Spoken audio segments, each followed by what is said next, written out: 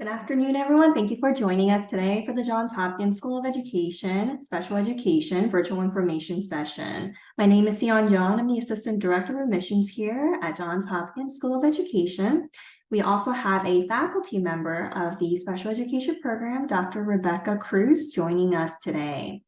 And before we get started, I would like to cover a few housekeeping topics. First, today's webinar is being recorded. We will be able to share a link to the recorded video within 10 business days.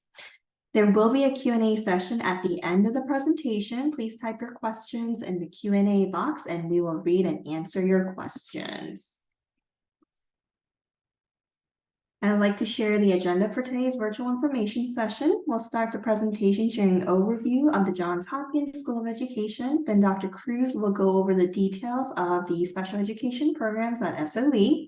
Lastly, we'll cover admissions requirements, financial aid, and scholarship, and we'll leave the floor open for questions at the end. And to start, we're one of 9 schools at Johns Hopkins University. We began offering college courses for teachers in 1909, and then we became our own school in 2007. We are proud to share that the Johns Hopkins School of Education is consistently ranked one of the top schools in the U.S. News and World Report. And here on this slide, you'll see some fast facts about SOE. For total enrollment, we have 1,741 students. We also, on the slide, you'll see that we have 25 graduate programs, and that includes doctoral, master's, and graduate certificate programs. And we do have a strong network of over 24,000 SOE alums. On this slide, you will see the special education faculty members, Dr. Rebecca Cruz, the faculty lead, Dr. Tamara Martyr, and Dr. Alexandra Shelton. And presenting today, we have Dr. Rebecca Cruz. She joined JHU in 2021, and her research focuses are examining disproportionality in special education and discipline, and redefining the concept of inclusion from a perspective that considers disability not as an individual trait, but as a product of political, social, and historical practices. And Dr. Cruz's prior experience is that she's worked in middle and high school settings to develop co-teaching and inclusion models. So at this time, I would like to hand the floor over to Dr. Cruz. Welcome, Dr. Cruz. Hi, thank you. It's so nice to be talking with you all today. I really appreciate the opportunity to share a little bit about our program and some of the things that we can offer. One of the core missions of our program, if we could advance the slide real quick, is that we are trying to address the critical shortage of special education teachers that is happening across the country, really, and Maryland is no exception. So for the state of Maryland, what we are aiming for is to increase the numbers of special educators that are out there in the field, but also to make sure that the people that we're putting out into the field are highly trained and equipped to work in really complex settings so that they're able to persist and feel enriched and valuable in their position. So that's really some of the main framework for our program and why we have it. And in doing so, we offer 3 distinct pathways in our program. So all 3 pathways lead towards a master's degree. And you can kind of think about how you could tailor the degree to really fit your professional goals. So we have right now a severe disabilities with a behavior focus, an ABA focus. We've got a severe disabilities with autism focus, and then we've got a mild to moderate disabilities credential and master's pathway. And that's what I'm going to speak mostly about today. I do want to note too, we need to maybe update these slides, but currently the autism focus program, we're pausing that for the moment. So that program is being redesigned and we're not currently admitting new students, but we hope to start that again really soon. So the other 2 programs I'm happy to talk a lot about. So I will talk a little bit about our course offerings and some of the, the way that we offer the program. It is typically like a 2-year program, and it's taken in a cohort approach. So everybody that's admitted in the fall together. We'll kind of progress through the 2 years of coursework together. We offer courses in the summer, fall, and spring. Our summer courses are mostly offered online though, because we get a lot of applicants who sort of work a typical school year and they want to kind of, travel with their families while still engaging with their coursework in the summer. So we've organized our offerings to accommodate for that. And then in the school year, all of our courses are happening in evening sessions. And this is because a lot of our participants are working professionals. Most of them are working in schools already. And this is just a way that you can kind of keep working in the school that you are already working in and then still access the program. So our in-face courses are located in Laurel, Maryland. They're at the Applied Physics Lab. We rent out classrooms out in that space. And the reason for that is because most of our participants are coming from Montgomery County, Howard County, and the DC area. Although we do have some folks who are working in Baltimore, we just don't offer classes in the Homewood campus currently. So like I said, some of our coursework is offered online, some of it is offered face-to-face. I'm going to talk a little bit about that here in a minute. And I will talk a little bit too about some of the milestones that you could expect to do if you are progressing through our program. So for those seeking state certification, so you're ending our program with a certification to teach in the state of Maryland, you would be required to take the Praxis 2 assessment for special education. That's like a special education general knowledge exam, and the Praxis 2 assessment in reading. And we have coursework that prepares you for those. Part of our program milestones include a comprehensive exam and a culminating project. And you can think about the comprehensive exam as sort of our programmatic knowledge measure, where we make sure that those who are in our courses are picking up some of the core concepts that they need to go and be prepared out into the field. And then the culminating project is more of a practice measure. So this is where you would collect some video data of yourself teaching and some evidence of your understanding about the process and the data that you're collecting from your classroom. And then you would submit that for EdTPA, which is our final milestone. And that happens in our internship courses, which again, I'll talk a little bit more about in a minute. And then for those who are not seeking certification, we have a graduate project. And this is, you can think about this as like a thesis project. So for those who are really looking to do research, maybe go on and do a PhD or an EDD or something like that, you can opt into the graduate project if you are on the certification track, but it is not required. But for those who are just getting their master's and they're not seeking certification, then the graduate project is required. And I'm happy to answer questions about that. I know that can be a little bit confusing. So our Autism Focused Master's in Special Education is a 36 credit coursework program. It's meant to be completed within 2 years. And it's meant for those who are really aiming to get specialized instruction expertise to meet the needs of students specifically who are identified with autism spectrum. Like I said, this is currently on pause. We're planning on bringing it back very soon, but I'm happy to answer more questions about this if they come up. The main contact, if you're interested in this program and knowing more about when it might be offered again, is Dr. Martyr. So her contact info is right here. And just to give you a little bit of a rundown of some of the coursework that you could expect for the Autism Focus program, the courses with asterisks here are all online, and I believe those are asynchronous courses. So you would kind of progress through the content on your own with like some support from your instructor. And then all of the rest of these courses are face-to-face courses, and they happen out in our Applied Physics Lab. And then the program that I primarily work in and focus on is the Mild to Moderate Disabilities Focus program here.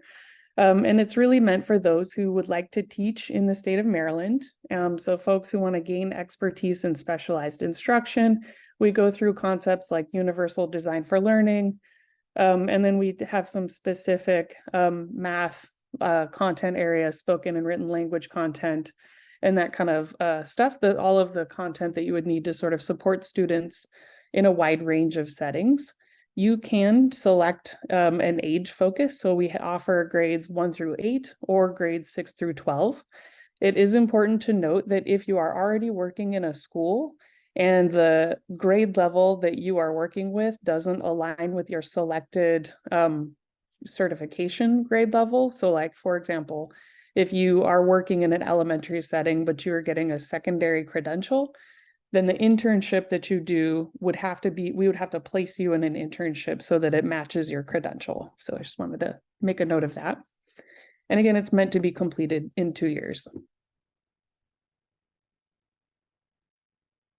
So here is an example of some of the coursework that you would take in the mild to moderate disabilities focus. We offer applied behavior programming and classroom management, so helping to support students for meeting expectations for positive behavior supports and things like that. We offer all of the different sort of curricular supports, coursework, and then we offer these 2 internship semesters. So asterisk here indicates an online course. And we do have, like I mentioned, our courses that happen face-to-face are out in the Applied Physics Lab in Laurel because we partner directly with Montgomery County Public Schools. And through our partnership with them, we offer this program called Set It. And this is a way that for those who are already employed with Montgomery County schools, they can get some tuition support reimbursed from the district. And so if you're interested in that program, you can reach out to Dr. Shelton for more information. She's our primary contact for that partnership. So the ideal candidate for these programs that we offer are people who are seeking initial certification. Although getting certification isn't a requirement, you can just do your master's without the certification. But we're looking for people who are able to commit to 2 years of intensive graduate coursework. So it's not an alternative certification. It's a state approved certification, and it's graduate education. So it takes a lot of work. It takes commitment, even though it happens, outside of the sort of 9 to 5 workday. It still is a pretty intensive program.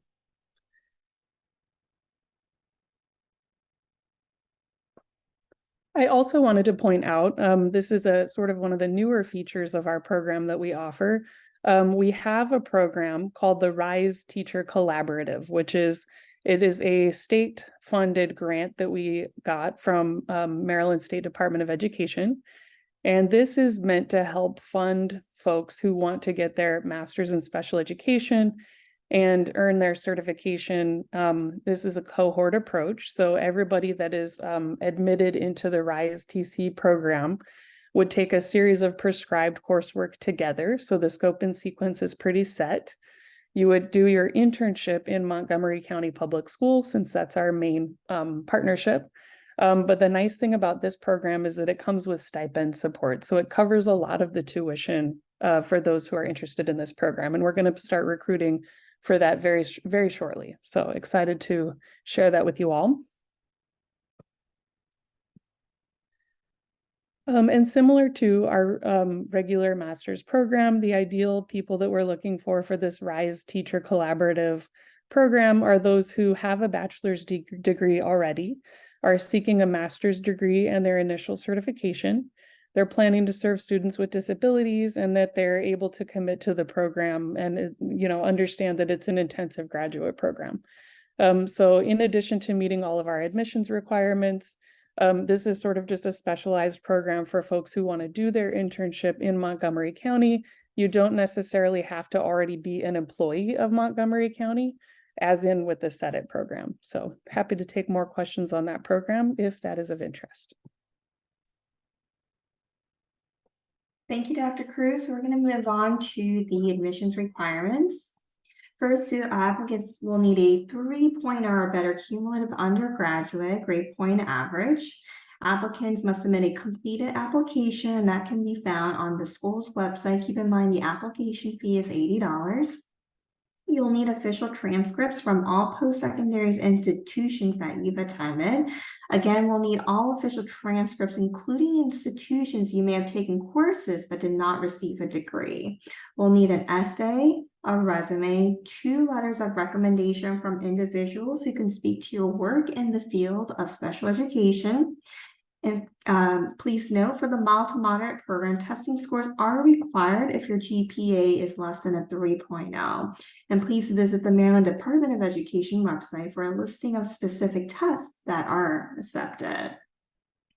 And lastly, in interviews, so applicants who meet admissions requirements will be asked to interview to ensure that their goals align with the program's goals before an offer of admission.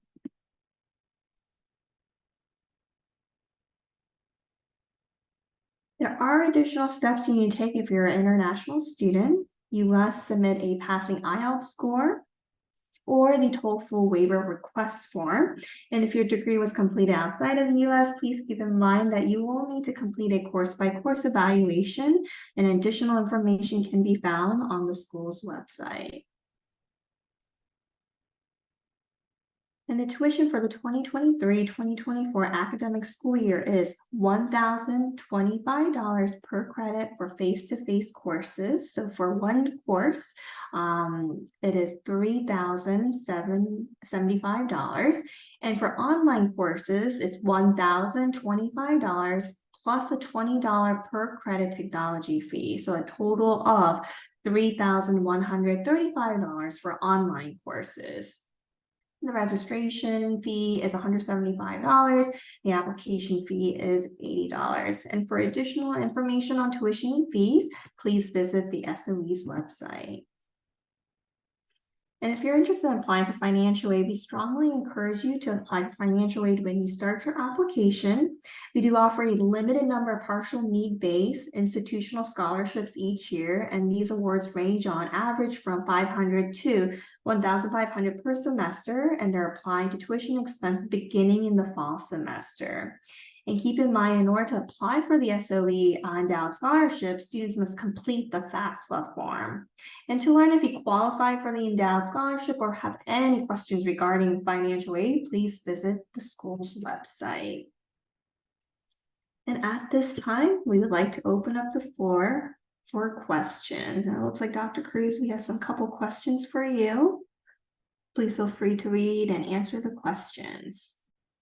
Sure. Yeah, these are both great questions. So, can someone in a special needs private school qualify for the RISE TC grant? And that is important question. So you could be admitted to the program under that funding opportunity.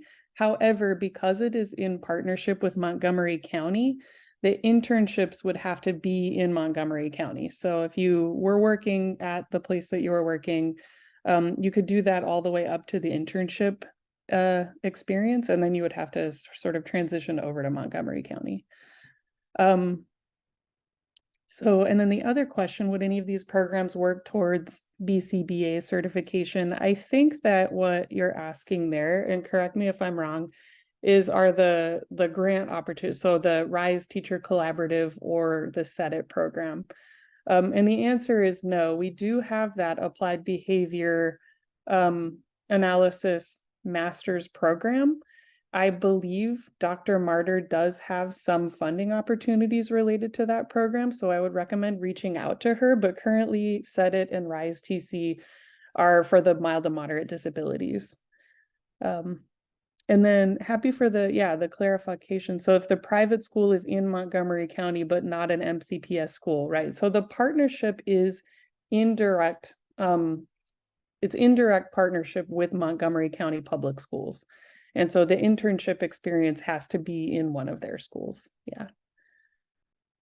So I hope that's helpful. And we had some students who joined us a little bit later in the webinar. Do you mind sharing again the format in terms of the delivery for the mild to moderate program? Can this be a fully is it a fully in-person program? And if not, if it's if you can just share how many online courses, because that is also a question we get a lot in the Office of Admissions. Yeah, I'm happy to talk a little bit more about that. We also get that question quite a bit. So currently about half of our courses are online and the other half are face-to-face, and they happen at the Applied Physics Lab in Laurel, Maryland. All of our summer courses are online. Some of them are in a synchronous format. So you would hop onto a Zoom link once a week in the evenings and meet with your instructor.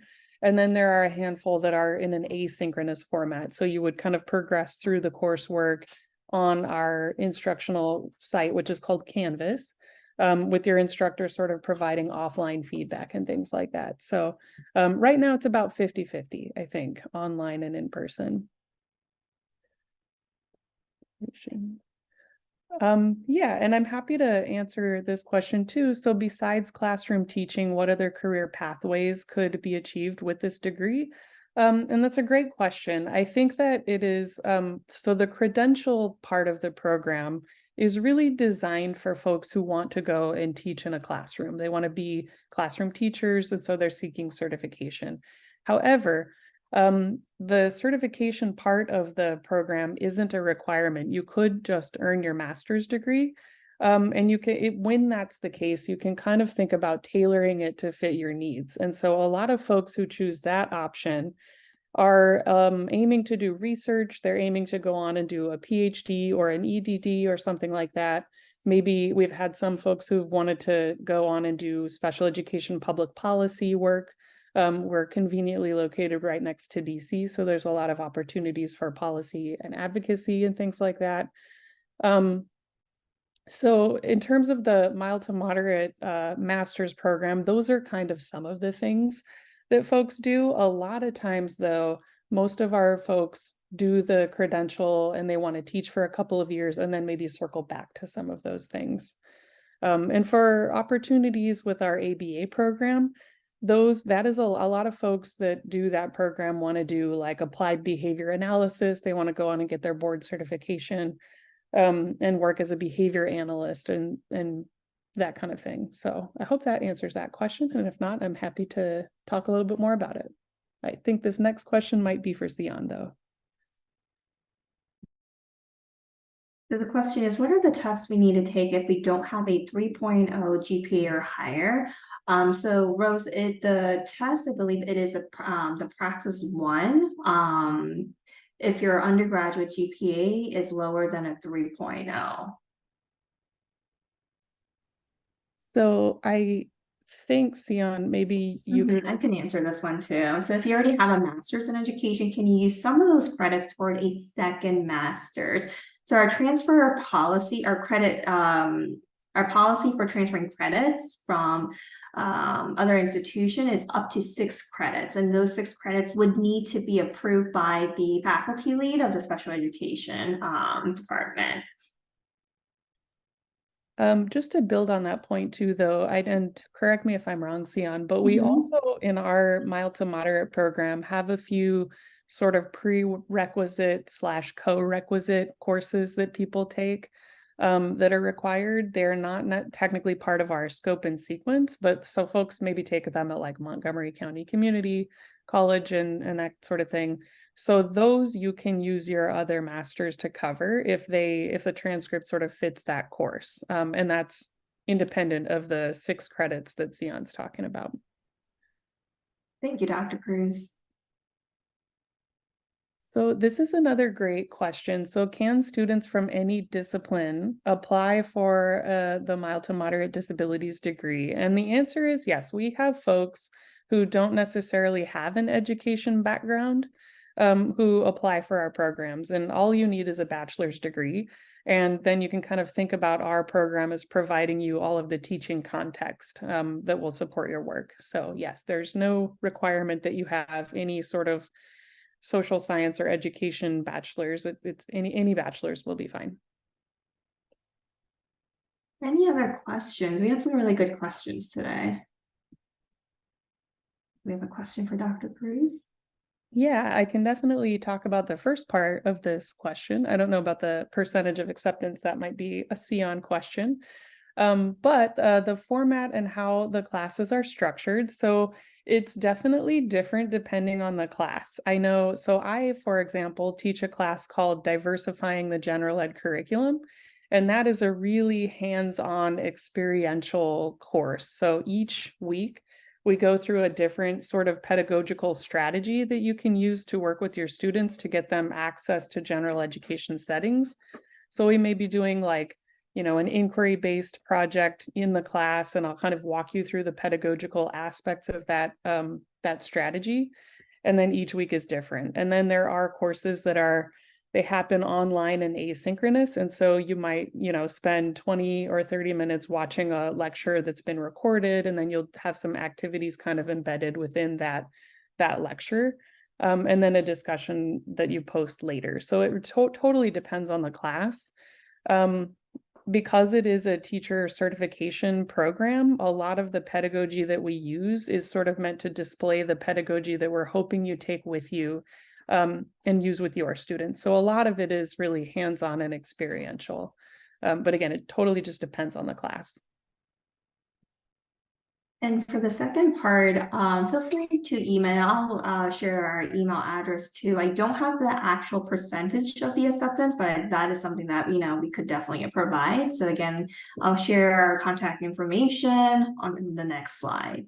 And the next question is, can international students request for application fee waiver? So the application fee cannot be waived unless you're part of, and we have it on the school's website. It's like a list of organizations that you're part of. For example, if you're part of McNair, Peace Corps, then you'll be able to again waive the application fee. But in terms of just anyone or our domestic and international students, if you don't meet the requirement, then you will still have to pay the application fee. And one thing, again, this is kind of on the topic of international students, I will share that the Johns Hopkins School of Education, for our special education program, for that program, we're unable to provide F1 visa sponsorship for international students for the special education program. So that's more of just an FYI.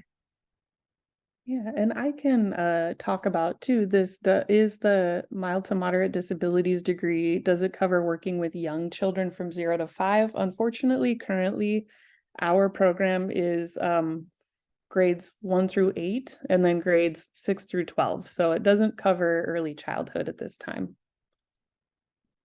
Yeah, so the question is, while working towards the master's program, during the day, do we provide internships or work opportunities? So this is a great question. Like I mentioned, a lot of our students who access our credential program are already working in schools. Either they're on an emergency credential or they're a paraprofessional. It's not a requirement that be the case for you, though. And if you are doing our program and you aren't working in schools, then for the internship experience, we have an intern coordinator. Her name is Julie Taylor. She's a super nice lady.